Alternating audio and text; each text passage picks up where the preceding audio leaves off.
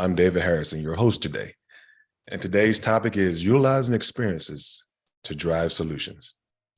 I'm joined today by members of the Bottle Rocket Solution Management Team. Team, welcome to the show. Thanks, David. Thank you. Thank you. Thanks for having me. Great having you all on the show. Big panel today, one of the largest panels I've dealt with, so this ought to be real fun today as we get into some of the particulars about the topic. We'll first start off with general introductions. So Jarvis, introduce yourself. My name is Jarvis Vandeway, and I joined Bottle Rocket in December of 2021 as a technical delivery lead, and have had a lot of fun bringing my previous experience to the role, as well as learning many new things, and looking forward to and enjoyed the projects I'm on, and looking forward to what's to come. Thanks, Jarvis. Scott St. Clair, introduce yourself. Hey, David. I am Scott St. Clair. I'm a technical delivery lead. I am happy to be at Bottle Rocket. It's been a great place so far.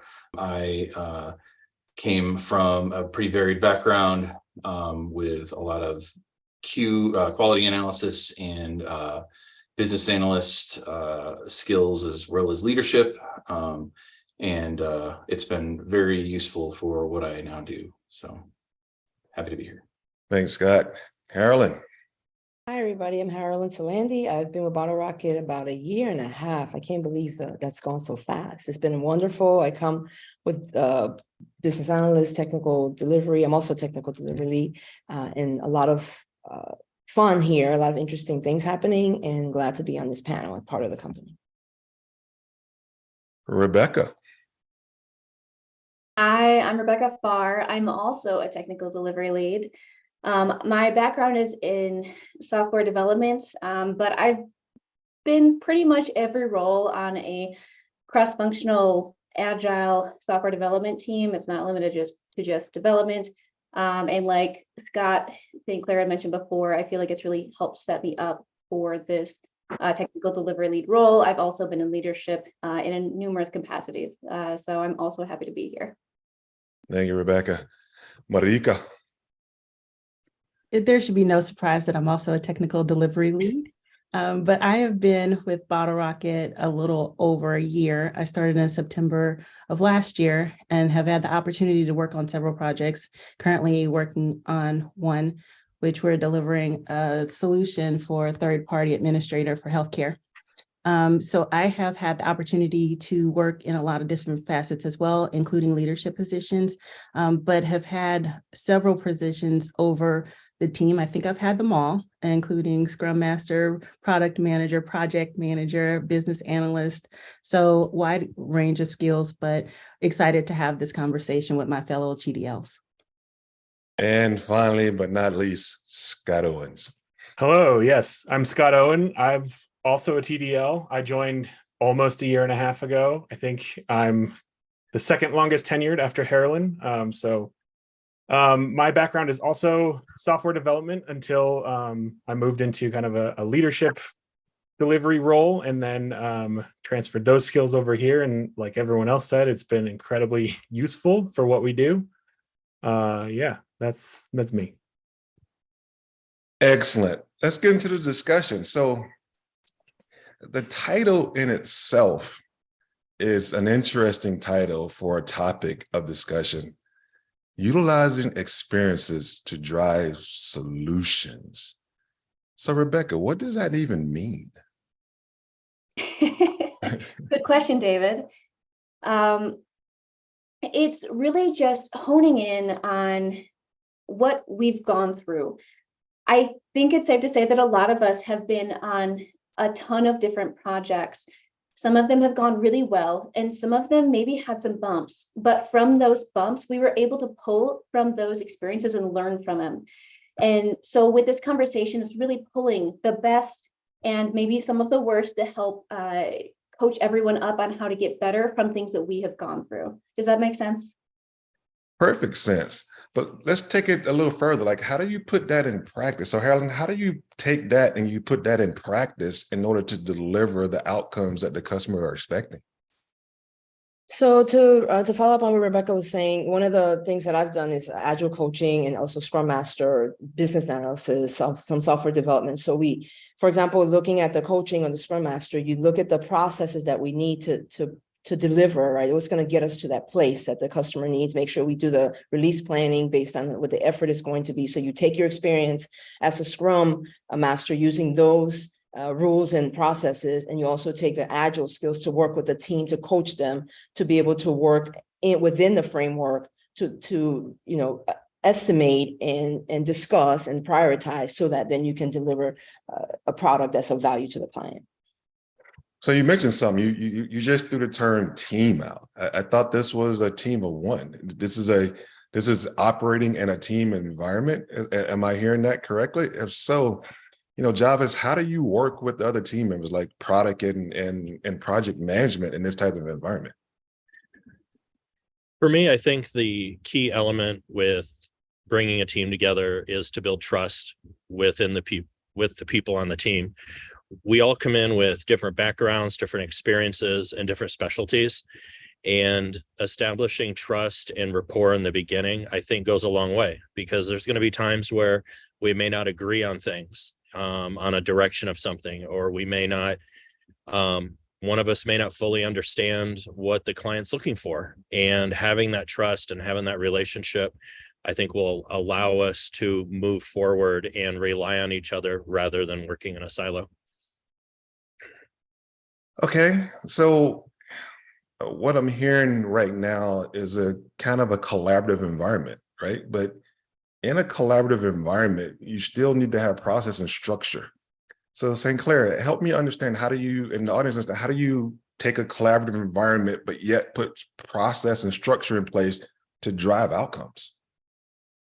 Well, I believe that Harolyn brought it up before, but we do have an agile framework that we are all very familiar with, that allows us to have a goal in mind. And I think that we all have learned that we have to be flexible and adaptive in order to actually solve problems and work with what we're given, and work around certain limitations and or advantages that any sort of team or client may have.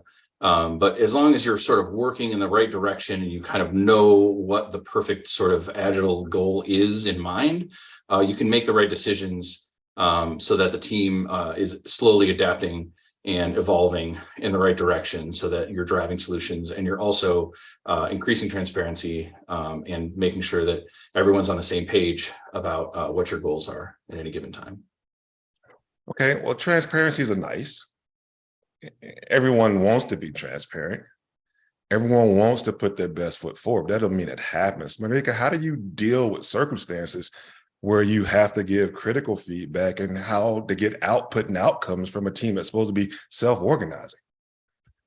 So one of the key elements to that is when you're having your team norms and your team evaluation discussions, you set the expectations up front on what's expected, what each person on the team needs, and adhere to those throughout the delivery process.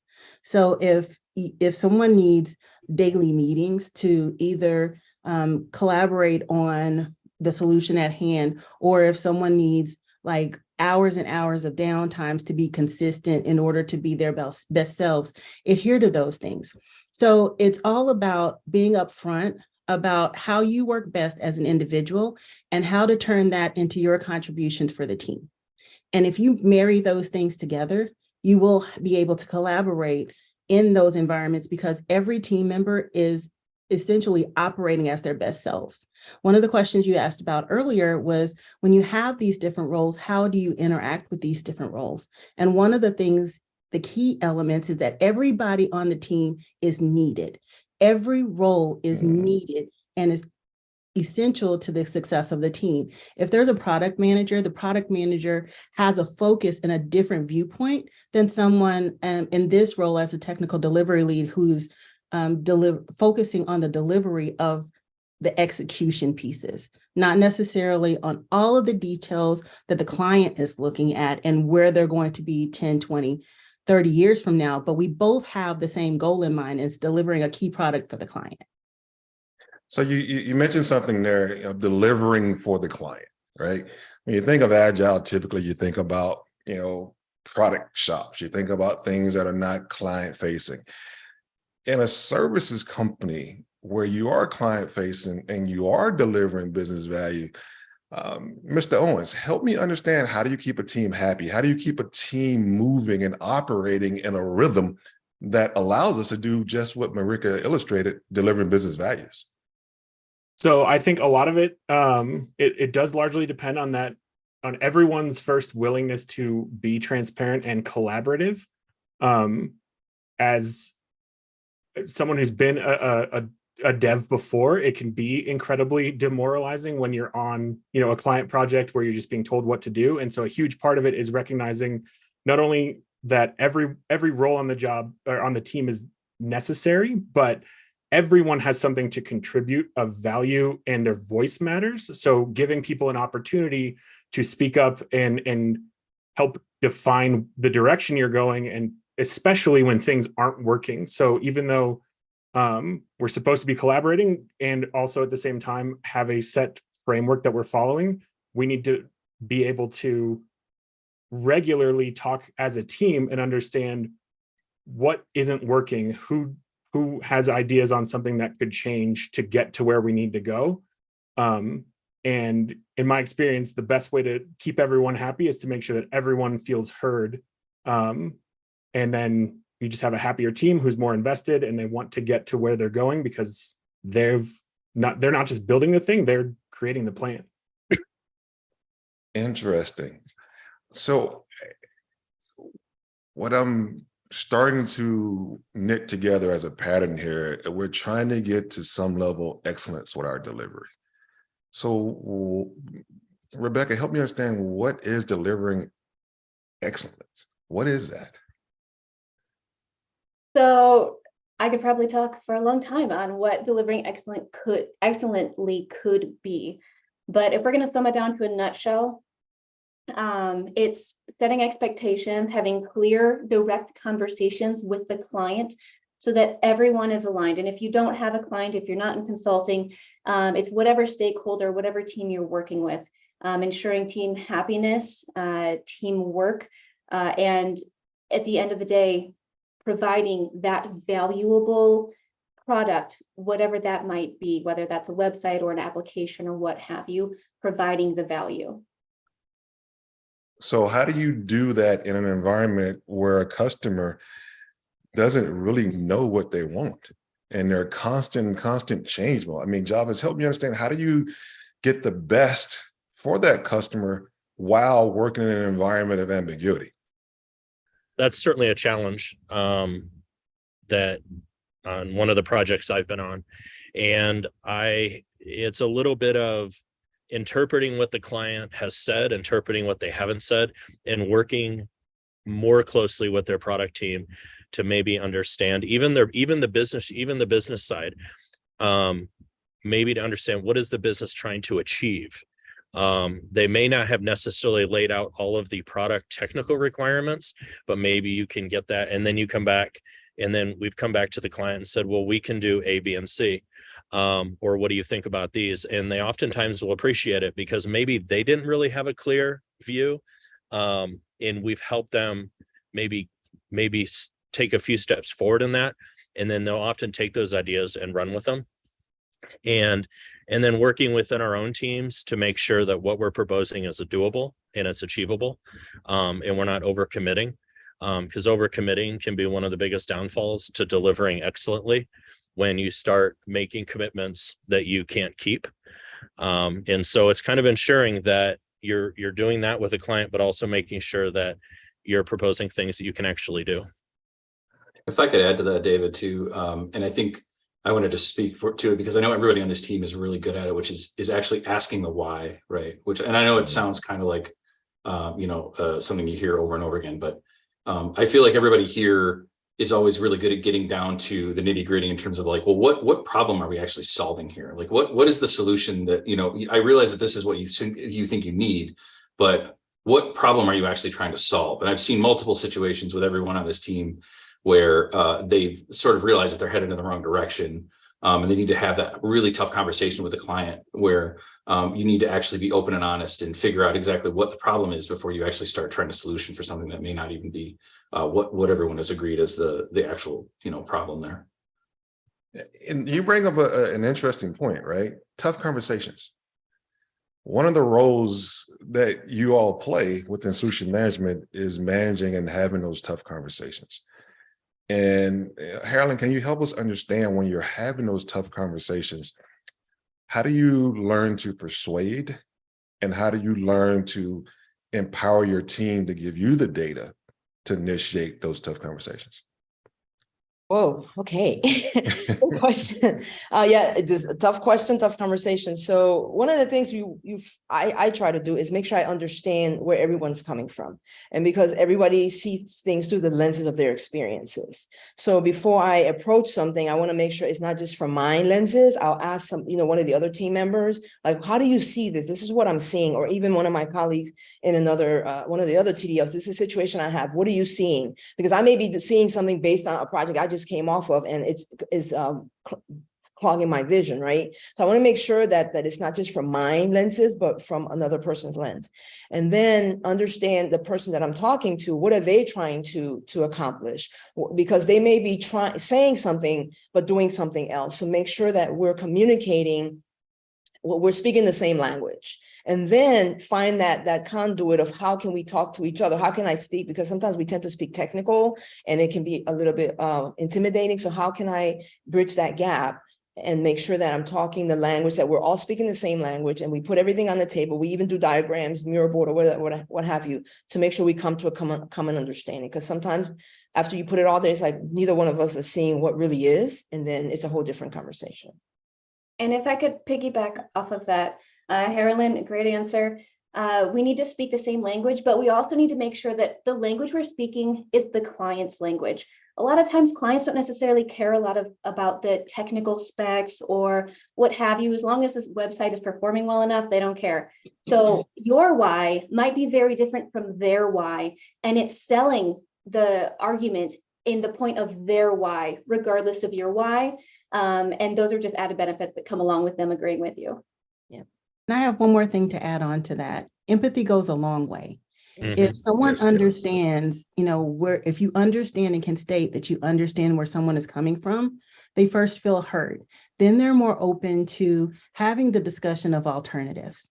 And especially in our role as advocates for the engineering teams, we often have those conversations of, hey, I think it'd be really cool if we could do this, or I don't understand why the client is asking for this because it doesn't make sense in the long run. And going to them and saying, okay, hey, what are your ideas? I can pitch those to the client. If it's aligned with their actual goals, let's talk about it. Let's give them options. Let's see if they haven't explored some of those alternatives like Scott mentioned earlier. Can I add one more thing? Absolutely. I think the other huge piece of this for me is also going into those conversations, being open to being persuaded myself, because it's entirely possible that there's something else there that I'm not seeing. And it's less, to me, I think it should be less important to, I need to convince you guys to see what I'm seeing, and more, we need to figure out how the two of us can agree on the best path forward. And it's less about, I need to convince you and we need to come to a common direction. And it could totally be that I'm missing a crucial piece of information. And once the client explains that, I'm like, oh, never mind, we should totally do this thing that you want to do. So that goes, I think, with all of that, keeping an open mind and understanding everyone's got a different perspective and being open to your own mind being changed by those conversations. There was a lot in the content and what you all just spoke about. And some of the underlying themes I'm hearing is leadership. I'm hearing underlying tones of empathy. I'm hearing underlying tones of business problem solving, But Agile is a self-organizing entity. How do you intersect that with these type of principles? I mean, Marica, help me understand this, because we've been taught Agile is self-organizing, self-managed, and it's like the spinning top. What I'm hearing is that there are dissections within this program and this process. So how does that happen?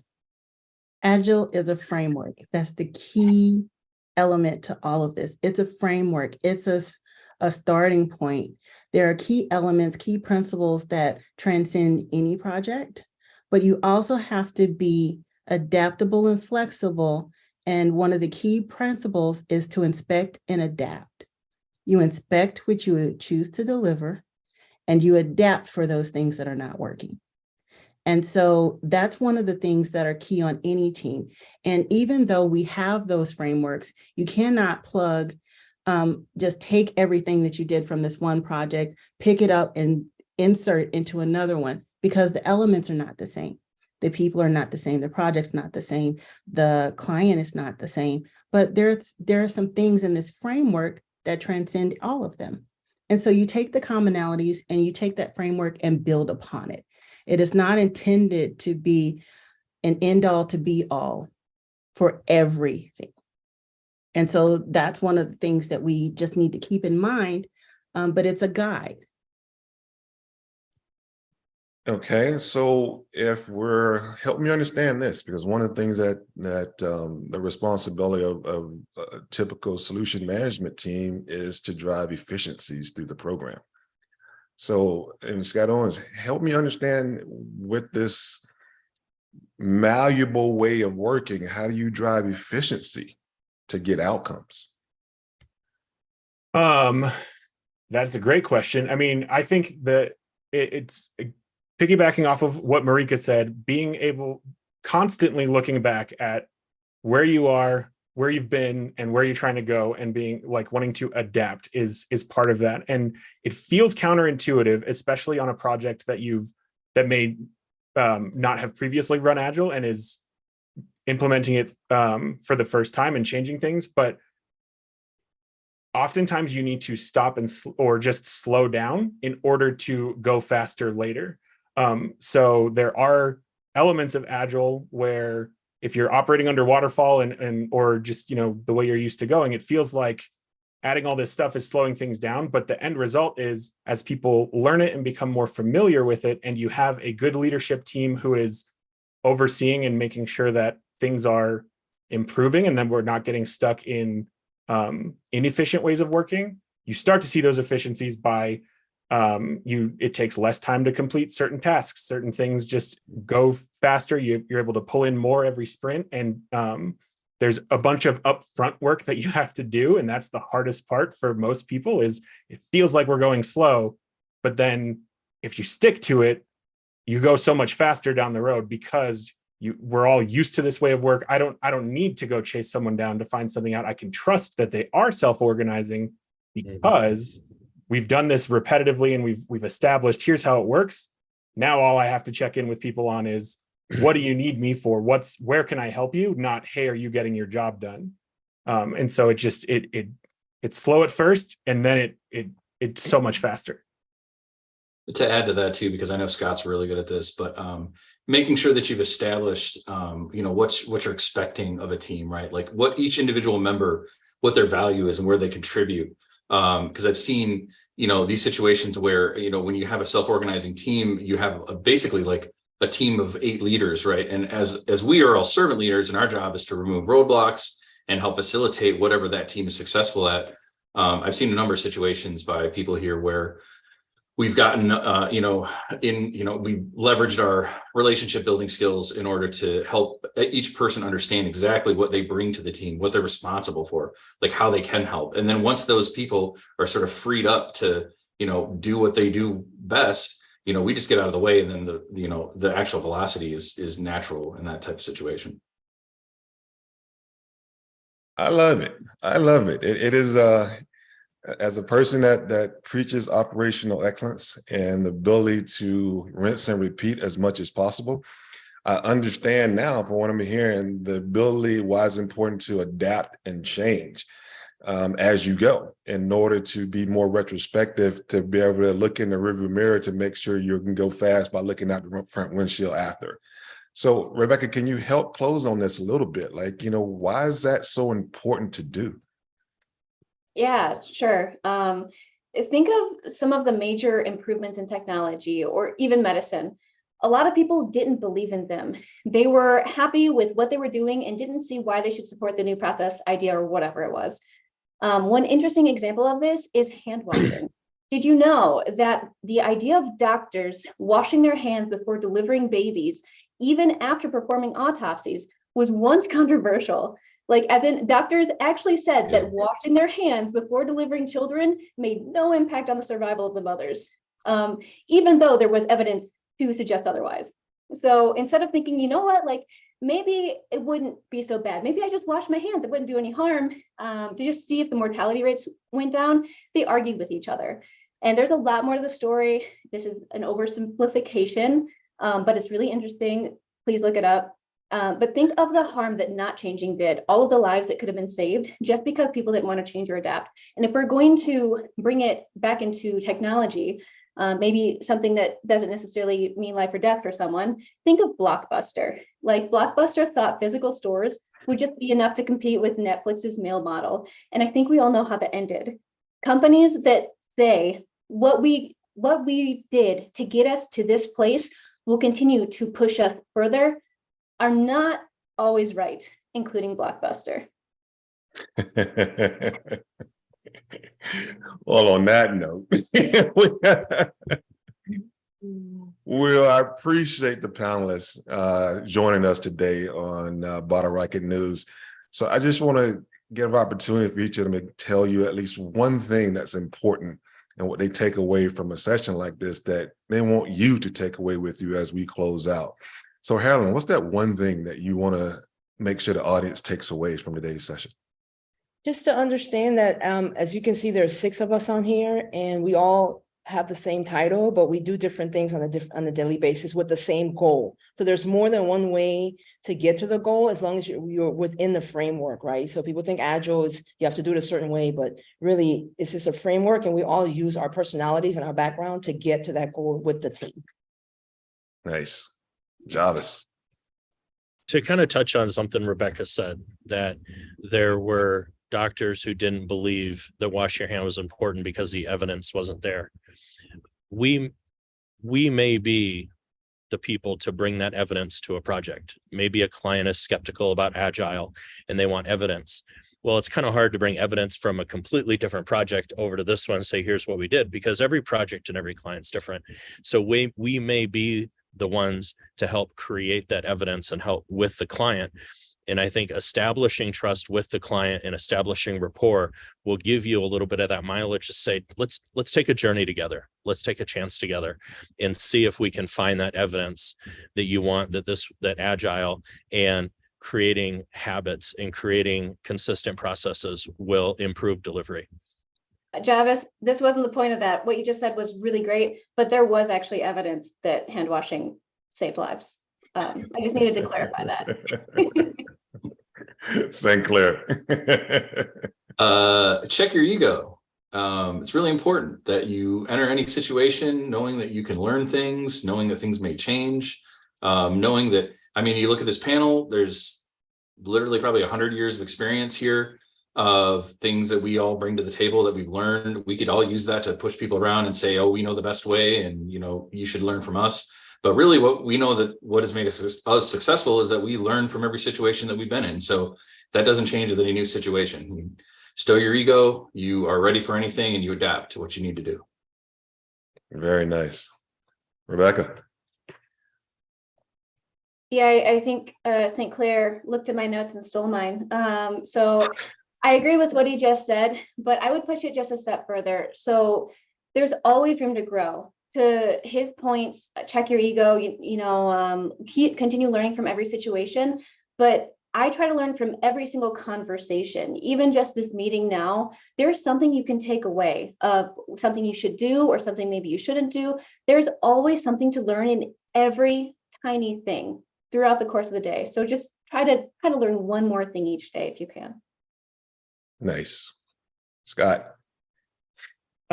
Mine's also similar to St. Clair's, and it's more that less specifically about checking your ego, but taking piece of that as leaders, we're here to make everyone else's life better. The people who we are leading. Our job is not to dictate, but to figure out like, how can this be better for all of you? Whether that's the client, the devs on my team, whoever we're leading. My job is to make sure that your job is easier. Very nice. And take us home, Marica. So the thought that comes to my mind is dealing with an objection I hear often is dealing with the Scrum ceremonies. Scrum ceremonies are the anchor to our way of working. And that's one of the things that help us be able to be fluid, because we have those anchors that keep us along the right path. So I challenge those that are listening, if you're on a project, it is legitimately a thing, inspect and adapt. If something is not working for the team, speak up, because we always have the opportunity to listen, inspect, and adapt. Love that. I absolutely love that. First of all, I want to thank my panel for joining us today here on Bottle Rocket News. Bottle Rocket has the capabilities of driving your business outcomes by making adaptable, predictable changes throughout the process to get you where you want to go. And if that's something you're looking for and that's something you need, the panel has just illustrated how that works within Bottle Rocket and how we deliver solutions for you. Thank you all again for joining me. I appreciate it. And to the audience, looking forward to the next one. Right now.